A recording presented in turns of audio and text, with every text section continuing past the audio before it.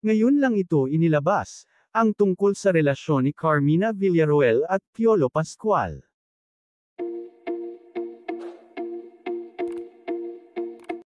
Mismong ang asawa pa niyang si Zoren Legaspi ang nambuking kay Carmina Villarroel, tungkol sa isang sikat na aktor na muntik na niyang makatuluyan noon.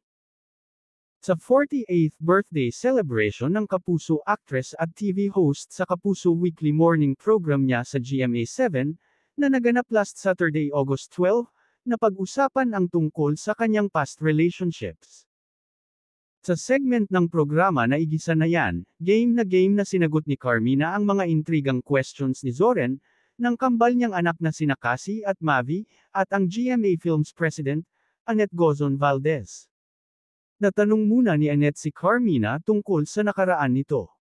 Since matagal ka nang nasa showbiz, I'm sure maraming nagparamdam sa iyo, na baka muntik na, pero hindi natuloy.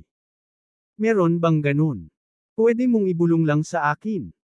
Sagot ni Carmina, wala. Ngunit umapila nga si Zoren at nagdialog ng, meron, taga-ibang channel. Natatawang say ng aktres, ay, oo pala. Oo nga pala. Tatay, thank you for reminding me. Hirit na biro naman ni Annette, ganyan sila ka-close. Alam ni Zoren lahat.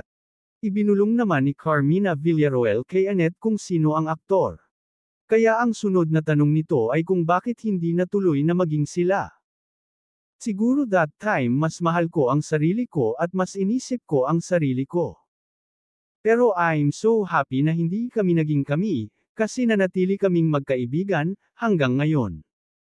Kung hindi kami nagkakamali, mukhang ang tinutukoy ni Carmina ay ang kapamilya actor na si Piolo Pascual, base sa isang content ng aktres sa kanyang YouTube channel noong 2020. Ito yung virtual birthday celebration niya kung saan binati siya ni Papa P. Dialogue ni Piolo sa nasabing virtual chikahan, habang nagkukulitan silang dalawa, close ba tayo? Sabihin mo sa kanila. Tugon ni Mina, close tayo. Super close tayo. Sa sobrang close nga, muntikan na kaming maging kami. Diretsahang sinabi ng aktor, pero dapat tayo, di ba? Na sinagot ni Carmina ng pagubo. Umamin ka, paghahaman pa sa kanya ni Piolo. Natawa na lang si Papa P. Ito kasi, kulang na lang ako lumiga dyan eh.